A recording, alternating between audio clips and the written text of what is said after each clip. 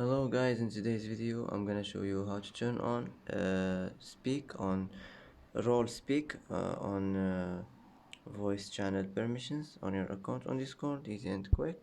First click here, now click settings, and now click roles, now click here, and here click permissions. Here, as you see, you will find it. You will find here speak. Click on it like this, and here, as you see, click save, and that's it. It will be saved, and that's it for today.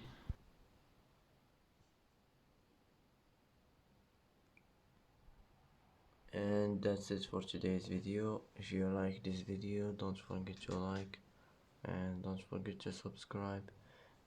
I hope this video is helpful for you, and thanks for watching till the end, and see you in the next video.